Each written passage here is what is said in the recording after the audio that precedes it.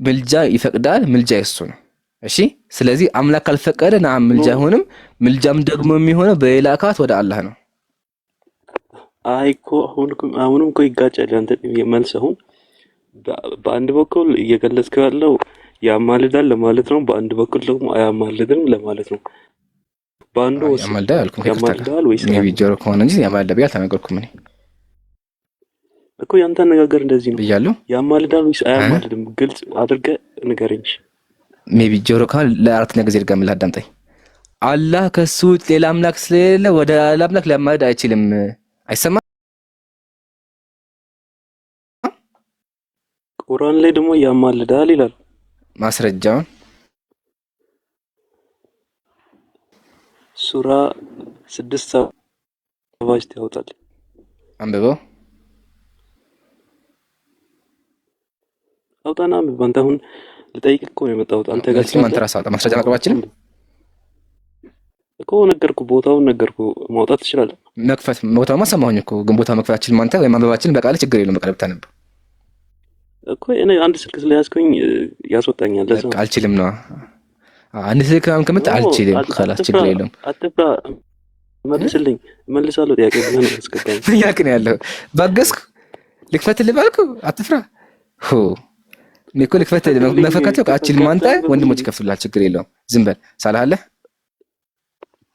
አለው። ሀሳቡን ባጭሩ እናስረዳውና ይሄ ወገን እንትን ቢል ይሻላል። ወደ ሌላ ሰው ብንሄድ ይሻላል። ብዙ ሰዎች ገዝተው ያሉ ሰዓት የፈጀው ነው። የነን መልስና ግን ደስ እንዲል አንቀዛሞች ወጣለ። ችግር የለም። ቆይ አንዴ ሚውት አድርገው።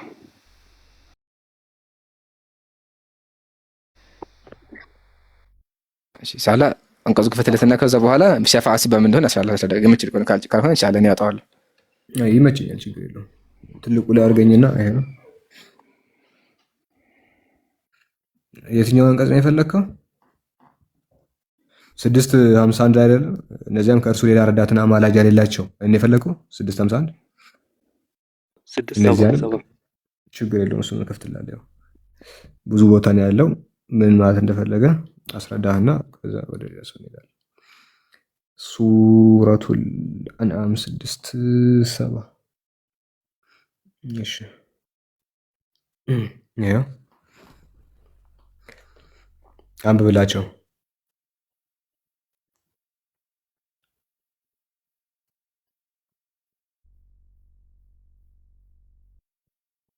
ሰዓት እየገደልክ ነው። ተው በቃ። እነዚያንም ሃይማኖታቸውን ጨዋታና ላግጥ አድርገው የያዙትን ቅርቢቱን ሕይወት ያታለለቻቸውን ተዋቸው። በእርሱም በቁርአን ነፍስ በሰራችው ስራ እንድትጠፋ አስታውስ። ለእርሷ ለዚያች ነፍስ ከአላህ ሌላ ረዳትና አማላጅ የላትም። ከአላህ ሌላ ረዳትና አማላጅ የላትም ይላል። ያንተ ጥያቄ አሁን ከአላህ ሌላ ረዳት አማላጅም የላትም ሲል አላህ ራሱ አማላጅ ነው። አማላጅ ብሎ ማለት ደግሞ ወደ ሌላ አካል የሚጠይቅ ነው አይደለ? አርጊውመንት አዎ፣ አላህ ያማልዳል ማለት ነው አይደለ? ነው። ቅድም ደግሞ እሱ መጽሐፉ እንደዛ አይደለም የሚፈተው አላለም። በነገራችን እናንተ መጽሐፍ ቅዱስ ደስ እንዳላችሁ እየፈታችሁ አይደለም። ቁርአን በቁርአን ይፈታል። ቁርአን የሚፈታው በቁርአን ነው። ቁርአን ሲያብራራ እንስማ። ቁርአንን ነው በቁርአን ላስፈታለህ እኮ። እዚህ ጋር ያለው ግልጽ እኮ ነው። ያማልዳል ይላል። ቁርአን አይልም። ቆይ ያማልዳል አይልም። አማላጅ ነው ሲል ምን ማለት እንደፈለገ መጽሐፉ ቢያስረዳስ? ለምን ፈራኸው? ቁርአኑ ግልጽ አድርጎ ያብራራል። ባይዞ እቺ ነው እዚህ ቦታ ላይ በቀዩ በጣም ነው የሚያብራራው። እሱን አዳምጥ። አይዞ 6:7 እሱ የጠቀሰው ላይ እንዲሁም 32:4 ላይ አለ። በጣም ብዙ ቦታ አለ። አንደኛው 32:4 ላይ ነው። አንደኛው 6:51 ነው። ከዛ በኋላ 6:7 ላይ አለ። ሶስት ቦታ ነው ያለው። ያው አንደኛው ከእርሱ ሌላ ለእናንተ አማላጅ ምንም የላችሁም ይላል። ሌላኛው ቦታ ደግሞ እነዚያንም ከእርሱ ሌላ ረዳትም አማላጅም የላችሁም ይላል። ሶስተኛው ደግሞ 6:7 እሱ የጠቀሰው ነው። እዚህ ቦታ ምንድነው ለማለት የፈለገው ከተባለ ከፍቃድ አንጻር ነው፣ ከስልጣን አንጻር ነው። ከእርሱ ሌላ አማላጅ የላችሁም ሲል አንድ አካል ወደ አላህ ለመለመን ለመጠየቅ ስልጣን የለውም። ስልጣን ሁሉ የምልጃ ስልጣን ሁሉ የአላህ ነው እያለ ነው። በምልጃ ስርዓት ውስጥ ሶስት አካላት አሉ። ለምን ሚዩት አድርጋ አታዳምጥም? ለምንድን ነው ማብራሪያውን የፈራኸው? ማብራሪያውን ለምን ፈራኸው? ማብራሪያውን ለምን ፈራኸው? ስለዚህ አዳምጠኝ ጥያቄን አግኝተሃል ብለሃል። ጥያቄን አግኝተሃል ካልከኝ በኋላ ልክ ላብራራ ስል ጣልቃ ትገባለህ። ከምን አንጻር ነው አማላጅ እያለ ያለው? ከመጠየቅ አንጻር ነው? አይደለም። ከመጠየቅ አንጻር አላህን አማላጅ እያለው በፍጹም አይደለም። ከምን አንጻር ነው ከተባለ ሱረቱ ዙመር 44ኛው ላይ ቁል ሊላሂ ሸፋአቱ ጀሚዓ፣ ቁል ሊላህ ለአላህ ነው፣ ሸፋአቱ ጀሚዓ ሸፋ የተባለው ሁሉም የአላህ ነው አለ። ምልጃ መላውም የአላህ ነው። የሰማያትና የምድር ስልጣን ሲባል ከምን አንጻር ነው ከተባለ ስልጣኑ ያለው እሱ ነው። አንድ አካል ለመጠየቅም ሆነ አላህ ለእርሱ ለመጠየቅ ምንድነው? ሰዎች ነቢያት፣ ሶስት ሰዎች አሉ። አንደኛው ባሪያዎች ሊሆኑ ይችላሉ። እኔና አንተ ሌሎች ምዕመናንም ሊሆኑ ይችላሉ። ተማላጅ ተማላጁ አካል ታብራራለህ አንድ ላይ ቀደም እኮ እሺ፣ በጣም እየረበሽክ ነው። የመጨረሻ ሀሳብን ጨርስና ከዛ ታዳምጣለህ። አይ ጥያቄውን ግልጽ ላድርግልህ ነው። ከዛ አንድ ላይ ታብራራለህ። ቀጥለሽ። የኔ ጥያቄ አማላጅ የሚባለው እሱ አላህ ሁሉም ቻይ ሁሉም አዋቂ እሱ መስማት የሚችል ከሆነ አላህ ለራሱ ለማን ነው የሚያማልደው? አማላጅ አለም ካለ አላህ እንደሌለም ማለት ነው። ገብተዋል ወንድሜ? ለአራተኛ ጊዜ እየጠየቅክ ነው። እሺ ቀጥል።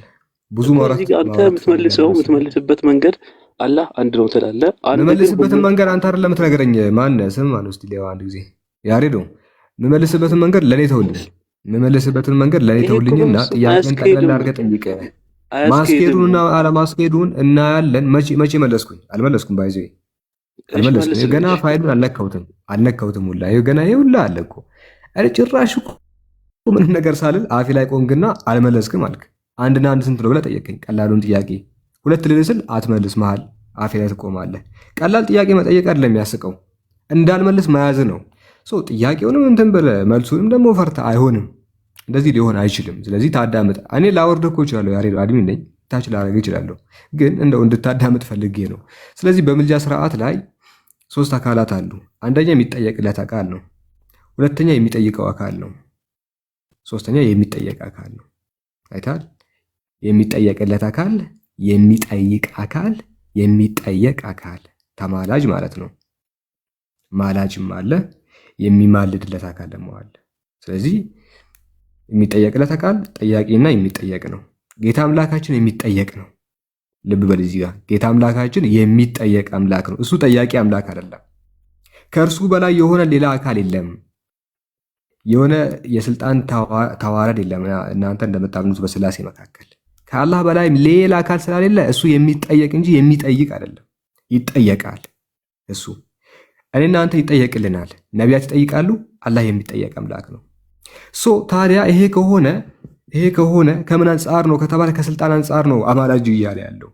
ምልጃ ሁሉ የአላህ ነው ስላለ የሚጠይቀው አካል ፍቃድ ያስፈልገዋል።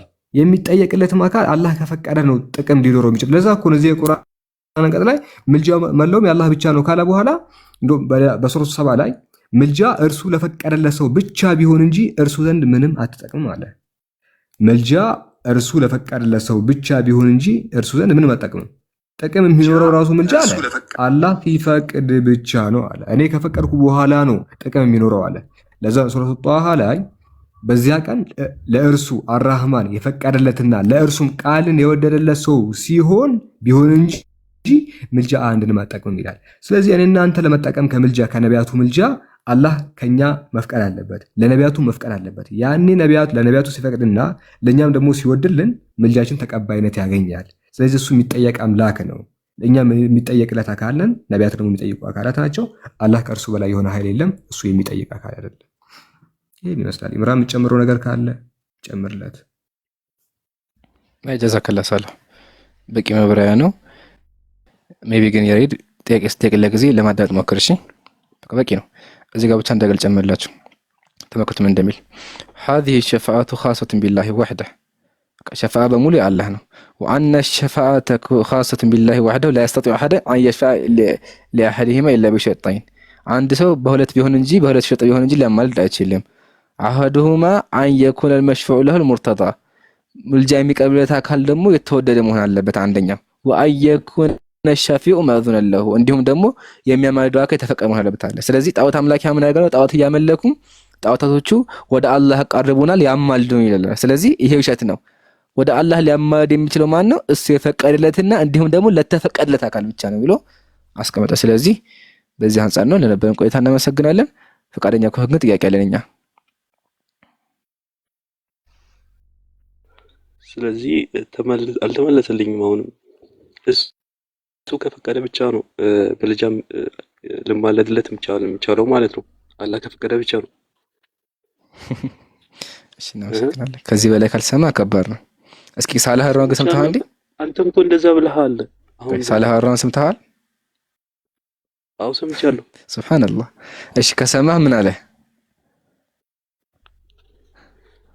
ምልጃ አሁን ሐሳቡ ከሰማህ ምን አለ? እስኪ ድገም ያለህን። አልሰማሁም እኮ እየሰማሁ ነበረ። ከሰማሽ ያለውን ድገመው። ዝም እሱ ብዙ ረጅም ሰዓት ነው ያወራው። እሺ ሐሳቡን ሰብሰብ አድርገውና ምን ተረዳ ካራው ነገር? አላህ እሺ እየነገርኩኝ ነው። አላህ እሱ አማላጅ አያስፈልገውም፣ ግን እሱ ከፈቀደ ለሚፈቅደው ለሚወደው ሰው በሱ ፍቃድ ነው ምልጃ የሚሆነው ነው ሐሳቡ። ባይዘይ እኔ አላልኩም እንደዚህ አላህ አማላጅ አያስፈልገውም ምናምን እያልኩ አልነበረም። እኔ ያስፈልገዋል አያስፈልገውም ውስጥ አልገባውም እያልኩ ያለሁት አይታል። በቃ እንደተረዳሁ ከሆነ አንተ ምላሽን አዘጋጅተን የመጣው አእምሮ ይሄ ምላሽ ነው ብለህ መጣሃል እና ያንን ከራስ ከውስጥ ካላወጣ የፈለገ ነገር እኛ ብንልህ ለመቀበል ዝግጁ አይደለህም። አንድ ሰው አቋም ይዞ ከመጣ ምንም አይነት ማስረጃ አያሳምነውም እና አቋም ይዘህ አትምጣ። ጥያቄ ይዘህ ነው እኛ የምንፈልገው ጥያቄ ይዘህ እንድትመጣ እንጂ ድምድም አድርገህ እንድትመጣ አይደለም። ያወራነው ነገር በጣም ግልጽ ነው። ለማንም ሰው አእምሮ ክፍት ነው። ይሄኛው ጠይቅና አየህ ይቻላል። እሺ አላህ ደግሞ በሌላ ቦታ ላይ በምናይበት ጊዜ በቁርአን ላይ ነው ብዙ ቦታ ላይ ተብሏል። ለሙሴ ወይም ለሙሳ ነገሮችን ስሰጥ ያኔ አደረግን ወይም አደረግን እያለ የብዙሃንን ነገሮችን ይጠቀማል። ከዛ በኋላ ደግሞ ሱራ 7:11 ላይ የሰው ልጆችም ወይም ሰውን ስፈጥር ምን አለ እዛ ጋር ፈጠርናቸው ቀረጽናቸው እያለ ደግሞ አላህ ይናገራል። አላህ እንዴት እንደዛ የብዙሃንን እንዴት ይጠቀማል? እሺ ኢምራን መልስ። እሺ መተርጋህ ደምጥ ወደ መልሱ እንግባ። አይ ቲንክ ስክሪን ይታያል ብዬ አስባለሁ። ያው ይሄን ጥያቄ መጠየቅህ ቋንቋ ጋር እውቀት እንደሌለህ ያሳያል። ለምን ቋንቋ ላይ እኛ የሚለው ቃል ወይም ደግሞ እኛነት የሚለው አገላለጽ ክብርን ለመግለጽ የመጣ ሁል ጊዜ ብዜትን አይገልጽም። እሺ ስንጀምር አላህ ስንት ነው ካልከኝ አምላክ ቁርአን ላይ ምን አለ? አላህም አለ ሁለት አምላክን አታያዙ፣ እርሱ አንድ አምላክ ብቻ ነው፣ እኔንም ብቻ ፍሩ አለ። ስለዚህ አላሁ ሱብሓነሁ ወተዓላ አንድ አምላክ ነው። እሺ ይሄን ከተስማመን የአንድ አምላክን ቁርአን አለው በአረበኛው። ለዛ አምላካችን ቁርአን ላይ ምን አለ? እኛ ፍቺውን ታውቁ ዘንድ አረበኛ ቁርአን ሲሆን በእርግጥ አውርድን አለ። ስለዚህ ቁርአን አረበኛ ነው፣ የሚጠቀመው የአረበኛን ሰዋሰው ነው ማለት ነው። በአረበኛ ሰዋሰው ደግሞ አምላካችን እኔ እያለ ይናገራል። እንዲህ ደግሞ እርሱ ይላል፣ እኛ ይላል። ኦኬ ምሳሌ ደግሞ ምን አለ?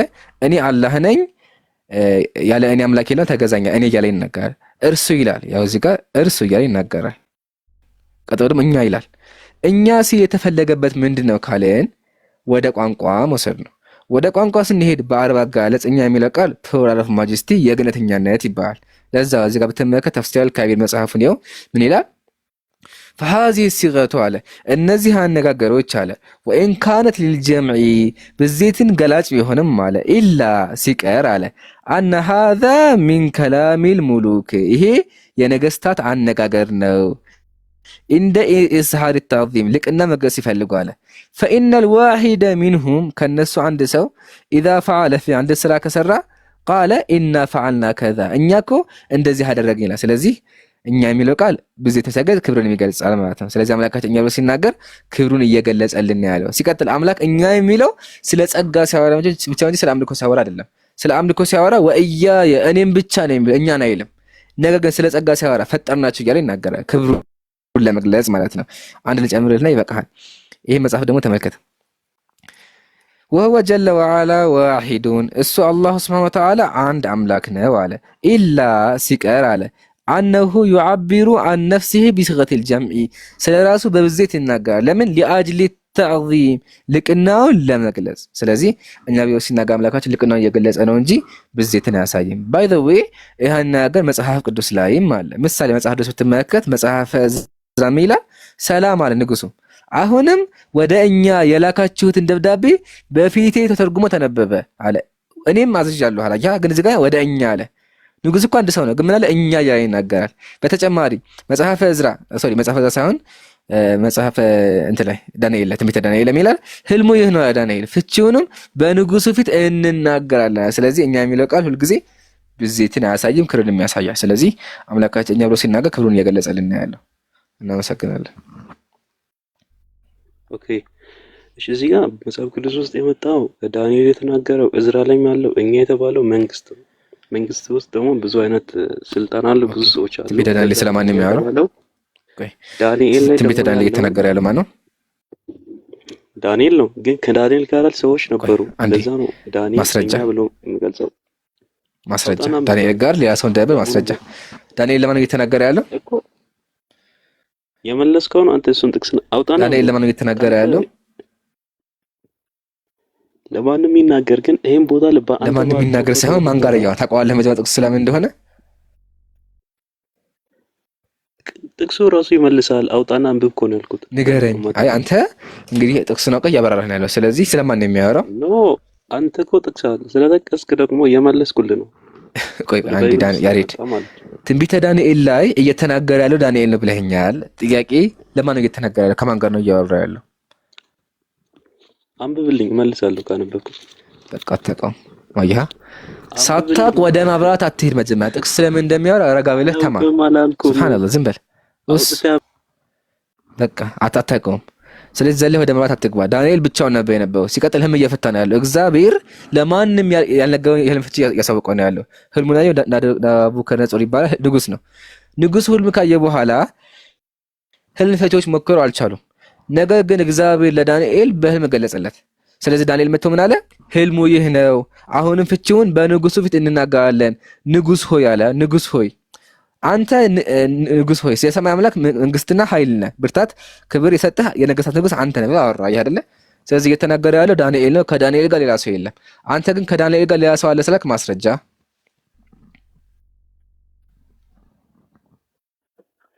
አውጣልሃለሁ። ጠብቅ። ከዳንኤል ጋር አውጣልሃለሁ ሳይሆን አውጣ። በቃ ዝም ብለህ ፈልግ። ጠብቅ። አውጣልሃለሁ። እጠብቅሃለሁ። የፈለግከውን መጽሐፍ አገላብጥ፣ አታወጣም። እየተናገረ ያለው ዳንኤል ነው። መጽሐፍ ቅዱስ አለ። የፈለግከው ቦታ ላይ ይዘህና ከዳንኤል ጋር ሰው እንደነበር እናወራበታለን።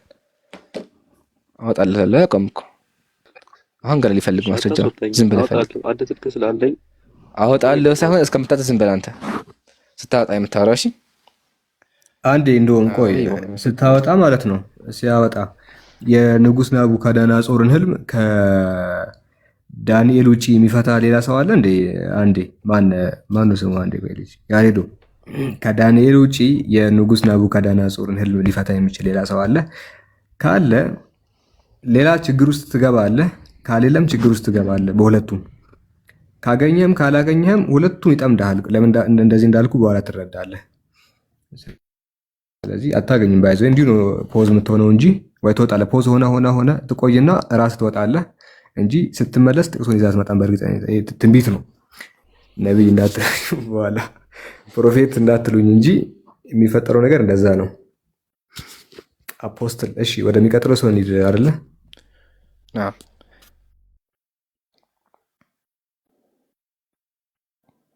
ኸይር ካታሪና አለሽ?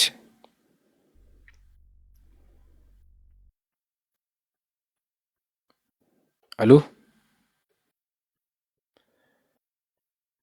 የለችም። ስለዚህ አውደን ሊያስዋስኩብ ኢንሻአላህ።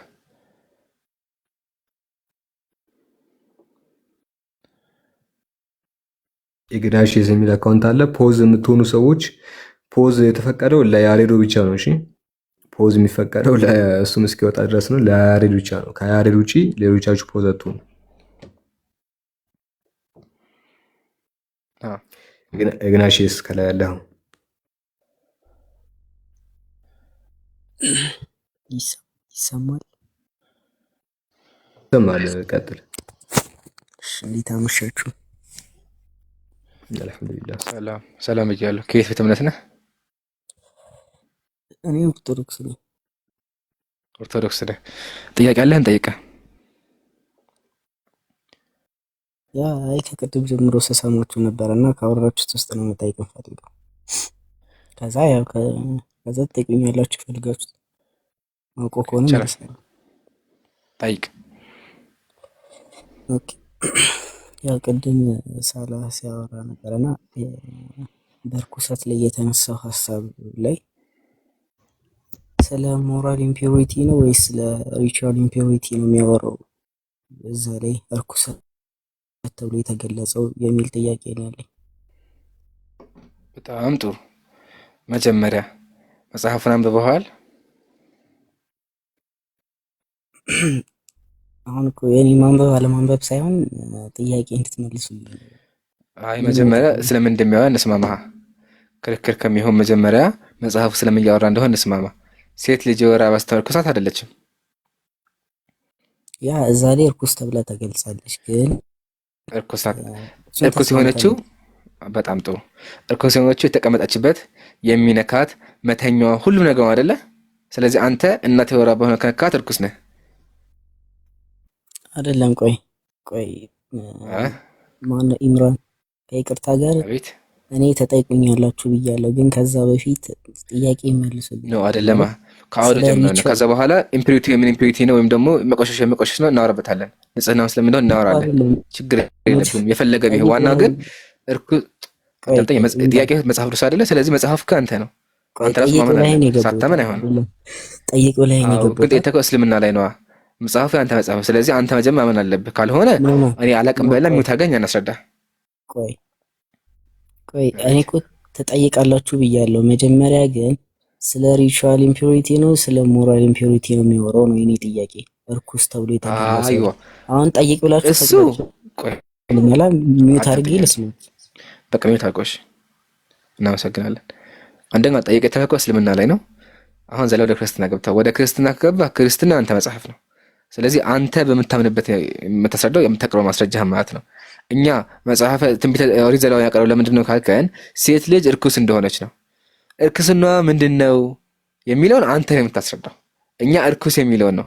ያው ግን ፊዚካሊ እሷ ራሷ እርኩስ እንደሆነች ቀላል ነው። ሞራሊም አይደለም።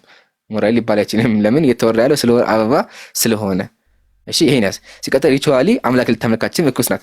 ለዛ ነው ሴት ልጅ ወር አበባ ስትሆን እግዚአብሔር አካባቢ እንዳቀምጥ ራሱ የማይፈልጋት መጸለይ የማችለው ማለት በእናንተ በእኛ እንደዛ አይደለም። ይሄን ያዝልኝ። በመቀጠል የወር አበባ በክርስትና ምንድን እርግማን ነው አይደለ? ተረግማችሁ ብላ መጽሐፍ ማስረጃ መኖራቸውም እርግማን ነው። አሁን አንተ ሚውት አንሳና እርኩስ ስትባል የተቀመጠችው የምተኛበት ሁሉም ነገሯ እንደሆነ እመንና እርኩሰቱ የምን እርኩሰት ነው የሚለው እናወራበታለን። ኦኬ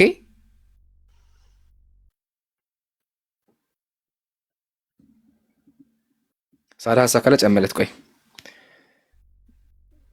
ካልተመለሰልኝ ሻለ ቃል በቃል አውርተን እንተማመንበታለን ማለት ነው። መጀመሪያ ሴት ልጅ የወር አበባ ስትሆን ሙሉ ቆይ አንድ አዳምጠኝ። እሺ ሰማሁኝ እኮ አሁን ማውራት አዳምጥ። ሴት ልጅ የወር አበባ ስትሆን ሙሉ የሚነካት የምትቀመጥበት እርኩስ ነው አይደለ? እሷን ጨምሮ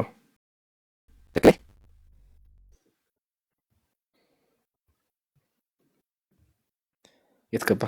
እሺ ይሰማል? አዎ ጠይቅ ብለኸኝ ነው የጠየኩት። ኢምራን ለምን ደግሞ አትመልስልኝ? አኹያ መለስኩልህ እኮ በእኛ በኩል ያለው አሁን ቃል በቃል መለስ። አንተ ከከበደ ከብዶኛ በቃ ዝም ብለህ አላቅም ብለህ መጽሐፍ ያስጠይቅ አላቅም ብለህ እኛ ሰደው አቅርበንካ ይሄ ዝጋት ችግር የለም። ኢምራን ሳይሆን ቆይ አንዴ ኢምራን ሳይሆን ሴት ልጅ ወር አበባ ስትሆን እኔ ያለው ግን መልስልኝ አልኩ። ሪቹዋል ኢምፒዩሪቲ ነው ስለ ሞራል ኢምፒዩሪቲ ነው የሚያወራው ነው ጥያቄ። ሞራል ኢምፒዩሪቲ አይደለም ሪቹዋል ነው። ሴት ወር አበባ ከሆነች መጸለያችን የሚመርጓችን አክቹአሊ ስለ ሪቹዋል ብቻ ሚውት አድርጉ ካለ ያለው ስለ ሪቹዋል ሴት ወር አበባ ከሆነች መጸለያችን የሚመርጓችን አውርዱት። አንድ ልጅ ቆይ የኔ ነው እንዴ? ሲቀጥል ፊዚክ ያንተ አይደለም። ልጅ ነው አንድ መተከለ ያለው። እሺ አይዋ እሺ። ስለዚህ አሁን ሪቹዋል እንቀጥልና ኢምፒዩሪቲ ነበር ሴት ልጅ በሚለው ተስማምተናል። ቆይ አዎ ተስማምታ፣ ግን ሪቹዋል ብቻ ግን አይደለም። ሰውነቷ ሙሉ እርኩስ ነው። የምነካው ነገር በሙሉ እርኩስ ነው። አሁን ጥያቄ መልስልኝ። እኔ ሴት ልጅ የወር አበባ ስትሆን ሙሉ የሚነካት መቀመጫ ሁሉም ነገር እርኩስ ነው አይደለም? ጥያቄ ልጨርስ እንጂ ኢምራን ቆይ ቃል በቃል ነው መጽሐፉን ስጠይቅ እየካድከው እየፈራህ ከሆነማ ይሄ መሸሽ ይባላል። ህዝቡ ራሱ ይስቅብሃል። ምን ነካ? ቅድም ጀምረህ ስጠይቅ ትሸሻለህ። ምን እኔ እኮ አንተ ያልተረጋጋህ። ቆይ አንዴ ሚውት አድርገውና ሚውት አድርገው አንተ አዳምጠኝ። ሴት ልጅ የወር አበባ ስትሆን እርኩስ እንደምትሆን አምናሃል ወይም አመንክ? መጀመሪያ ይሄ መልስ። አይ ጠይቀኝ ነው ጥያቄ መልስልኛል። ደግሞ አሁን አዳምጥ። እየሰማህ አይደለም። ስለዚህ አንዴ ጆሮህን ቀረብ አድርገህ ለማዳመጥ ሞክር። እኔ ሪቹዋል እንደሆነ ሪቹዋል ብቻም ደግሞ እንደሆነ አስቀምጬልሃለሁ። ሞራሊ ሊሆን አይችልም። ሞራሊ እንዴት የሚሆን እየተወራ ስለ ወር አበባ እየተወራ ምን ነካ? አሁን ሚውት አታገና ሚውት አንስተህ ጥያቄን ቆል ትቀጥላለህ። ሁለተኛ ጥያቄን ታቀርባለህ። ችግር የለውም። ሁለተኛ ጥያቄን ከማቅረብ በፊት እዚሁ ላይ አልጨረስኩም። አዳምጣ እንዴ ትጨርሳለህ። መጀመሪያ ግን ሴት ልጅ የወር አበባ ስትሆን ሙሉ እሷን ጨምሮ መቀመጫዋ የሚነካት እርኩስ እንደሆነ አምናሃል? አሁን ዝም ብለህ ልጠይቅ ማለት አንዴ አይደለም። መልስ መልስ። አንብበው። አላነበብከውም? እኔ አላነበብኩም። አንተ አንብበው። በቃ አንብበው ሆነ። ዝም በል። ሱብሃንአላህ ያጋጭ አይደለ?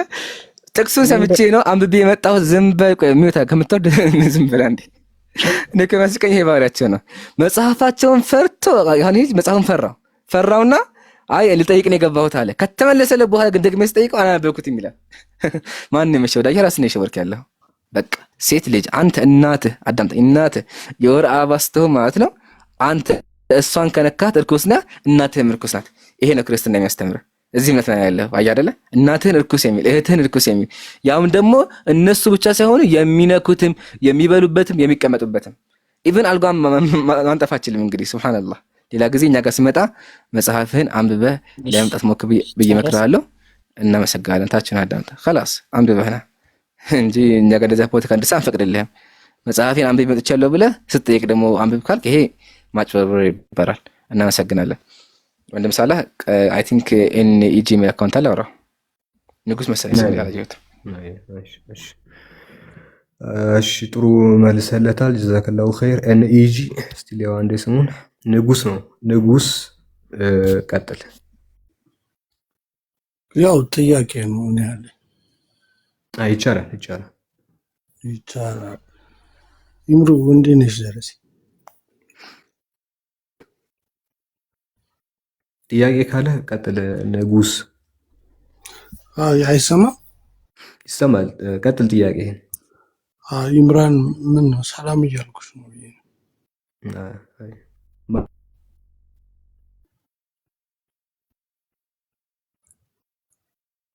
በወንድ ስም አድርግና ጥራው። ንጉስዬ ኢምራን ወንድ ነው። እሺ ሴት ዛዛችን መምራት ይምሩ አልኩ።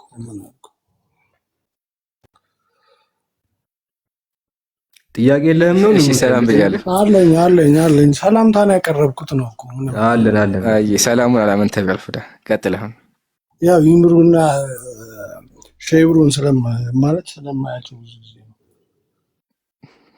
እሺ አሁን ጥያቄ ነግር። እሺ ጥያቄ ደግሞ ማለት ነው ቅድም ካል ስቶሪ ሰምቼሽ ነበርና ይቅርታ ሰምቼህ ነበር። የንጉሶች ቋንቋ ነው ምናምን ነገር ስትል ነበርና እሱን ነገር ብትነግሪኝ። እሱ ብቻ አይሰኝ ንጉስ የሚለው ብቻ አይሰማህ? አይ እየሰማችሁ ነው፣ ግን ያው ስለ ርኩሰትም ስለምኑም እየሰማችሁ ነው። ማሻአላህ ደስ ይላል። በመተካተል መጀመሪያ ስገባ ከሰማሁት ነው ስታወራ የሰማሁት ነው። እኔ የንጉስ ቋንቋ ብቻ ነው ብዜት አይደለም የሚለው ላይ ያለውን ነገር ብትነግሪኝ ማለት ነው። አጋጣሚ አንደኛ የንጉስ ብቻ ነው አላለም። እኛ ነገስታት ይጠቀሙታል ነው ያለው። ምሳሌ አንድ ንጉስ ስለራሱ ሲናገር እኛ ጃን የሚያወራው ግን እንድንግባባ እንጂ ንጉስ አንድ ሽማግሌኛ ገባ ምንድን ነው የምትለው? አንተ የምትለው አንተ የምትለው? አንቱ ወይስ አንቱ? እሺ አንቱ እንዴት ናችሁ ትላቸዋለህ አይደለ? እንዴት ናቸው? ሰላም ናችሁ ትላቸዋለህ። አንድ ሰው እኮ ናቸው። ተቀመጡ ትላቸዋለህ። ሽማግሌው ስንት ናቸው? ውስጣቸው ሌላ ሽማግሌ አለ ወይስ ምንድን ነው? አንድ ናቸው። ታዲያ ለምን አንቱ አልካቸው? ክብር ነው። በጣም ጥሩ። አየህ፣ የክብር። ስለዚህ በአረበኛም በአማርኛም በሂብሩም የክብር እኛነት ይባላል።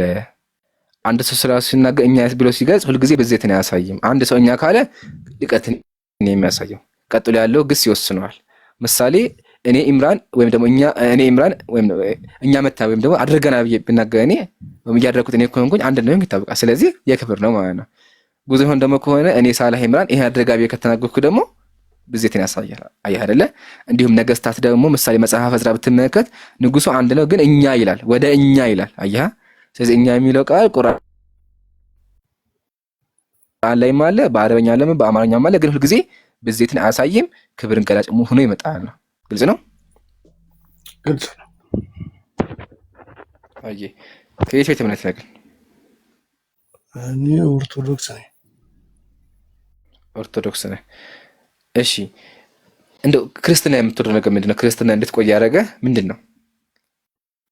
ወይም አንድ ሰው ስለ ክርስትና ቢጠይቅህ በቃ ክርስትና ምርጥ ነገር የሚገልጽለት ምንድን ነው? ያው ፍቅር። ኦኬ፣ ፍቅር አላችሁ? አለን ሳይሆን እኔ አለኝ ነው። ስለሌለው አይመለከተኝም። እኔ አለኝ ነው። እኔ ከዛ አንተ አይደለም ጥያቄ፣ ስለ እምነት ስለ ኦርቶዶክስ መስሎኝ የምጠይቅህ። አንተማ የፈለግከውን ትሆናለህ። ስለ እኔ ማምነውን አይደል የጠየቀኝ? አይደለም ስለ አንተ እምነት ሳይሆን ስለ እምነት፣ ስለ ሃይማኖቱ።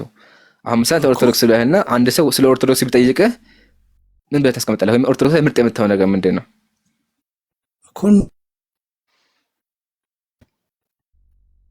እሱ አይገልጸውም ነው ወይስ ሌላ ነገር አለው? እሱ አይገልጸውም ነው? ፍቅር አይገልጸውም ነው ወይስ? ኦኬ፣ ስለዚህ ክርስትና የፍቅር አለ ነው ፖይንት ነው። የምትወደውን ወይ ደግሞ የምትቀበለውን አምላክ ትወደዋለህ ነው። በቃ የሚያስተምረው ሃይማኖቱ ላይ የሚያስተምረው ነገር እንደዛ ነው። ብዙም እውቀቱ የለኝም አክቹዋሊ፣ ግን ፍቅር ነው የሚያስተምረው። ኦኬ፣ በቃ የኔ ምርጫ እሱ ነው። አይ ፍቅር ከሆነ ግን ማለት ነው። ስማኝማ እዚህ ጋር እግዚአብሔርን ተመከተማ። እኔ ፍቅር አሁን ስለ ፍቅር ገልጸህልኛልና እቺ ነገር እስከምባ ስለ ፍቅር እንመከት። ታያለች። እሺ እስኪ አንብባት። የትኛው ምልክት ያደረግበት?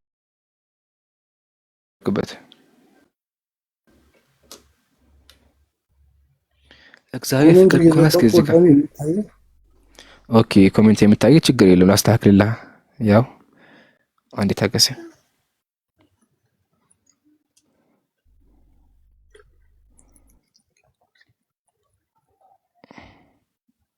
እሺ፣ አሁን ይታያል። እስኪ አንብባት። በቢጫ ያለው ነው። ሽማግሌ የሆነ ወጣት ወንዶችና ሴቶች፣ ህፃናትና ሴቶችን ሁሉንም ግደሉ፣ ነገር ግን በግንባር ላይ ምልክት ያለበትን ማንንም አትንኩ። ግድያው ከዚሁ ከቤተ መቅደስ ጀምሩ። ስለዚህም እዚህ በቤተ መቅደስ ከቆሙት መሪዎች አንስተው ግድያውን ማካሄድ ጀምሩ። ምን ማለት ነው? ቆይ እግዚአብሔር ፍቅር ነው ብለኸኛልና እዚህ ጋር እግዚአብሔር ምን አለ? ሄደህ ሴቶችና ወንዶችን ህፃናትን እረዱ፣ እግዚአብሔር ሂዱና ቤተ መቅደሱን አርክሱ፣ አደባባዩን በሬሳ የተሞላ አድርጉ አላቸው ይላል። ፍቅር ያልከው እግዚአብሔር ያው እዚህ ጋር ምን እያደረገ ነው ያለው? ህፃናትና ሽማግሌ ይረዳኛል እኮ አሉሽ ነው እኮ አላቸው ከሆነ አሉሽ ባዩ ማን ነው? ባዩ ማን ነው? ባዩ ማን ነው? የት አለ?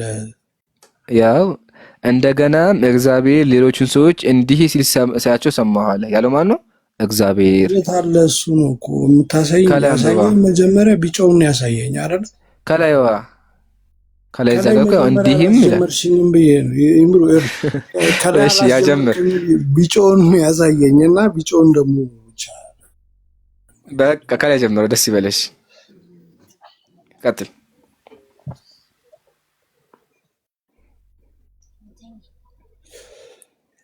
እሺ እንደገናም እግዚአብሔር ሌሎቹን አለና የሆነ የተቆረጠ አለ እንዲሁም ሲላቸው ሰማሁ። በሉ እናንተም እርሱን ተከተላችሁ በየከተማይቱ ውስጥ በመዘዋወር ሁሉንም ግደሉ፣ ለማንም በመራራት ይሆናል አላውቅም፣ ምህረት አታድርጉ ይላል። እነማንን ነው? አዎ አሁን እነማን ናቸው? ከማን በፊት ተናጋሪው ማን ነው? እ? ተናጋሪው ማን ያለው ማን ነው? እንደገናም ይላል እኮ ይምሩ ይኸውልህ፣ እንደገናም እግዚአብሔር ሌሎቹን አለ ሰዎች እኮ እንደገናም ሰዎች እግዚአብሔር ናቸው። ሌሎቹንም ሰዎች አለ። እሺ ሌሎቹንም ሰዎች ይሁን እንዲህ ስለዚህ የተናገረ ያለው ማን ነው? እንዲህ ሲላቸው ሰማሁ። አዎ ምን አላቸው? የሰማ ሰው አለ አላቸው። ግን ምን አላቸው? ዘቀጠለ እስከምለው አቤት እንዲህም ሲላቸው ሰማሁ ነው። አኹያ ቀጥሎ ምን አላቸው? እስከምለው የሰማው ሕዝቅኤል ነው። ነብዩ ሕዝቅኤል የሰማት ነብዩ ሕዝቅኤል ትንቢተ ጸሐፊ ያው ትንቢተ ሕዝቅኤል ነው የመጽሐፍ ቅዱስ ጸሐፊ። ትንቢተ ሕዝቅኤል ምን አለ? እግዚአብሔር እንደዚህ ሰማሁኝ። ምን አላቸው? በሉ እናንተ እርሱን ተከተላችሁ በከተማ ውስጥ በመዛው ግደሉ፣ ሁሉን ግደሉ፣ ሽማግሌ ሆነ ወጣት፣ ወንዶች ወይም ሴቶች፣ ሕፃናትን፣ ሴቶችን ሁሉ ግደሉ ይላል እግዚአብሔር። ያው ስለዚህ ነው አምላክ እግዚአብሔር ሰዎች እንዲገደሉ ይፈልጋል። ለማንተ ቀደ ፍቅር ነው ብለኸኛል። ክርስትና ላይ ያለው ለፍቅር ነው ብለሃልና ሳነበው ግን እግዚአብሔር እንኳን ፍቅር ሊሆን ሽማግሌዎችን ግደሉ እያለ ያለው እንትን ነው። አሁንም እኮ አሉሽ አሉሽ ነው እያልከኝ ያለው ነው እኮ ያለው እግዚአብሔር ነው ያለው እግዚአብሔር እኮ ነው። አኺ ምን ነካ ወገኔ? እግዚአብሔር ነው ያለው አምላክ እኮ እኮ አሉሽ አሉሽ ነው እንትና ነው ሕዝቅኤል ነው ያለው አልከኝ እኮ። ሰማው ብሎ እያወራ ያለው እሱ ነው። መጽሐፍ ቅዱስ እግዚአብሔር ቃል አይደለም ይሄ ልጅ እግዚአብሔር ቃል ነው። የእግዚአብሔር ቃል አይደለም። እንጃ አይመስለኝም። አሁን እያልከኝ ያለው ሕዝቅኤል እያልከኝ መጽሐፍ ቅዱስ ላይ ያለው ሕዝቅኤል የእሱን ቃል ነው የተናገረው ነው። አዎ እንዴ እኮ መጽሐፍ ቅዱስ ከከፈኩልህ ለቤተ ሕዝቅኤል ከመጽሐፍ ቅዱስ ክፍል የዚህ ክፍል እኮ ነው የዚህ መጽሐፍ ክፍል ታያለህ። አንተማ ከፈትከው እኮ ግን ማለት ነው ሕዝቅኤል እንደዚህ በለህ ነገራቸው ተብሎ ነው። አዎ እግዚአብሔር እንደዛለ መንገድን ማለት ነው። ከመጽሐፍ ቅዱስን ከኔ በላይ እኔም ስለማላውቀው ከኔ በላይ አንተ ስለምታውቀው ነው እየሰማሁ ያለሁት ማለት ነው። በቃ ስለዚህ ካለው እኮ አስረዱኝ ማለት ነው። ችግር የለውም። በቃ ላስረዳህ እኮ እሱን እኮ ነው እያልኩ ያለሁትኝ እኮ ይምሮ አልተረዳሽኝም እንጂ በቃ ችግር የለውም። አሁን አንተ ምን መሰለህ እግዚአብሔር ፍቅር ነው፣ ክርስትና ያለው ፍቅር ስላለ ነው አልከኝ። ግን መጽሐፉ ሲነበብ ኢየሱስና እግዚአብሔር አምላክ ምን አለው? እዚህ ጋር ሽማግሌዎች ወጣቶችን ግደለዋል። ያው እዚህ ጋር ይታያል ፊት ለፊት። አምላክ ፍቅር ከሆነ አይጠቅሙትም ነው ወይ? አማኞቹ አለ እንግዲህ ረዷቸዋል። በቃ ክደውኛ ረዷቸዋል። ከሃዲዎች ናቸው፣ ጨፍጭፏቸዋል እግዚአብሔር።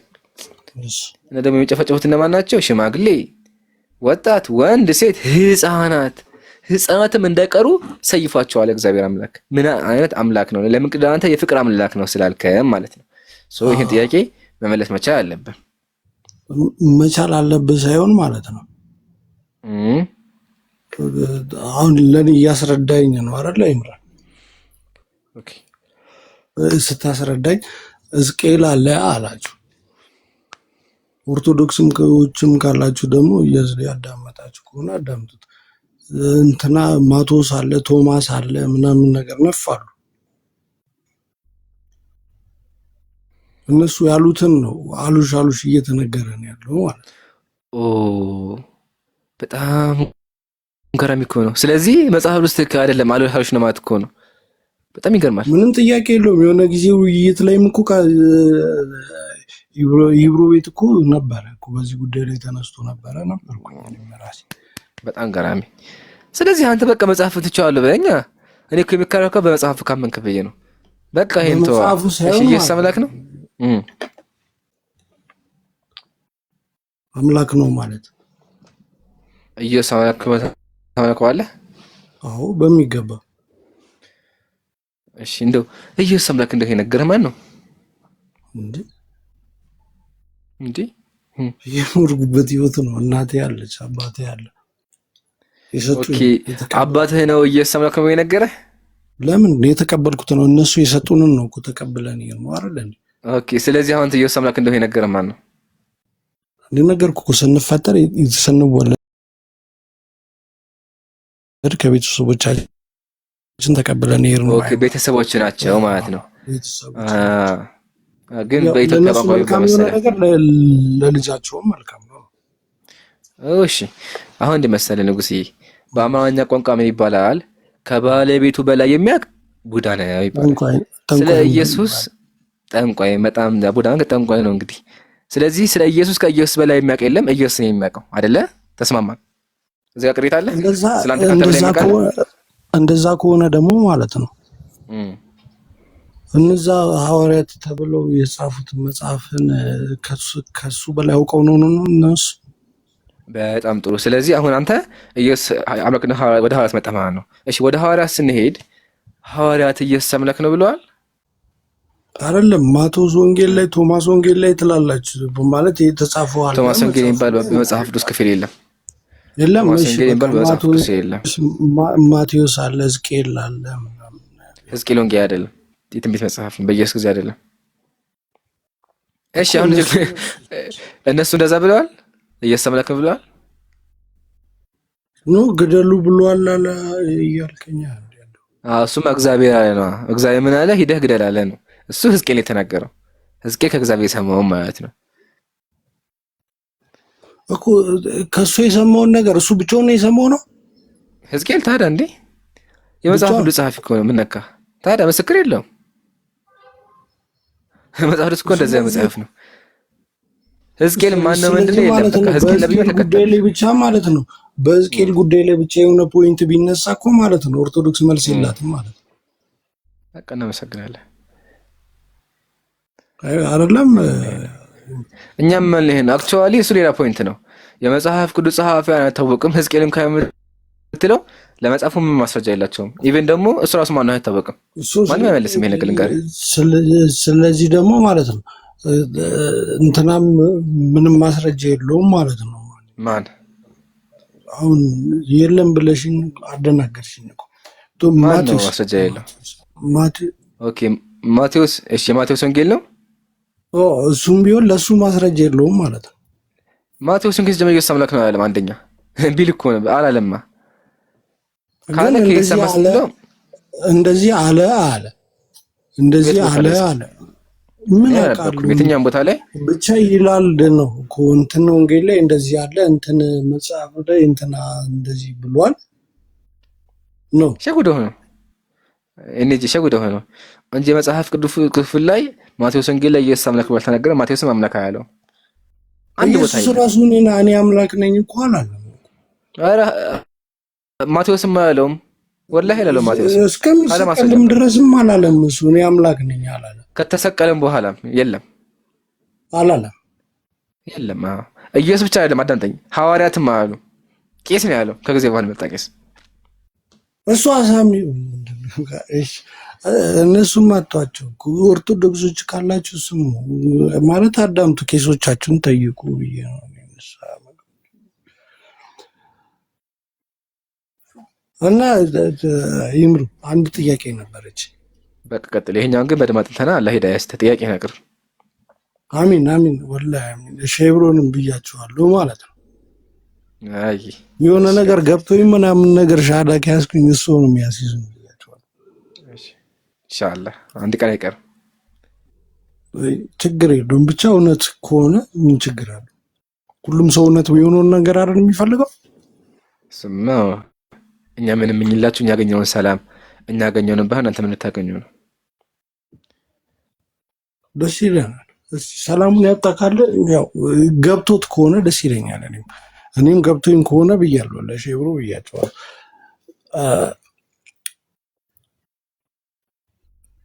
እንትን ምን መሰለሽ ይምሩ፣ ወይ ይቅርታ ይምሩ፣ ምን መሰለህ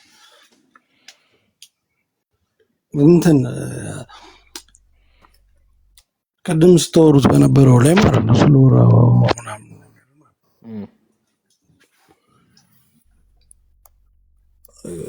አሁን ኦርቶዶክሶችም እየሰሙ ይሆናል ለእንትን የማህፀንሽን ፍሬ ረግም ማለት ማህፀንሽን ረግሟለሁ ነው አይደለ? ምን ረግሜሻለሁ ነው ትታመሚያለሽ ምናምን ብሎ ተረግማለች መሰለኝ አዳም በክርስትናው እግዚአብሔር አዳምና ሔዋን አፕል በሉ ብሎ ሴቶችን ረግሟቸዋል። እርግማኑም ደግሞ ምንድነው? ምጥሽን አበዛለሁ ምናምን ያት ባልሽ ይገዛሻል ብሎ ረግማት ይላሉ። ግን የሚያሳዝነው ነገር መሰለህ ኢየሱስ ተሰቅሎ አሁን ድረስ ሴት ልጅ ወር አበባ ታያለች። አለቋም ምንድነው እንግዲህ እስካሁን የተቀየረ ነገር የለም። ትሰቃያለችም ደግሞ በአንድ አፕል እኮ ያ ነገር እኛ ለመፈጠራችን ምክንያት አይሆንም ነው ምን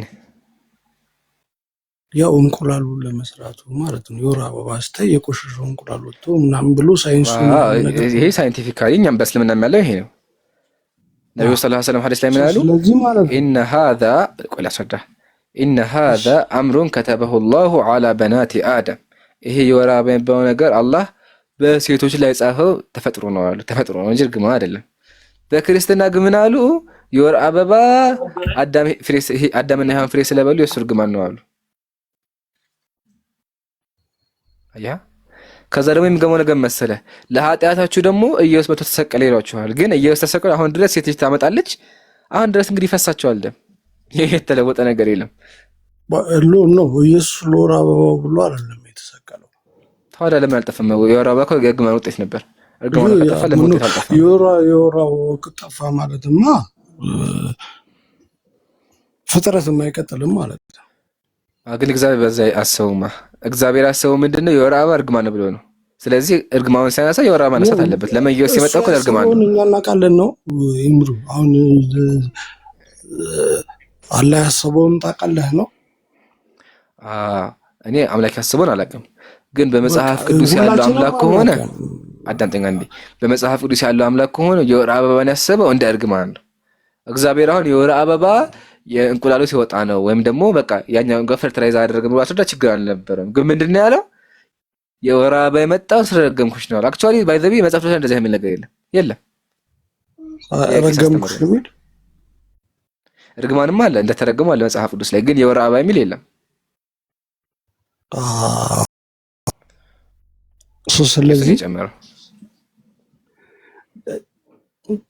የት እንዳለ ባላቅም እሺ የት እንዳለ ቅዱስ ያኛም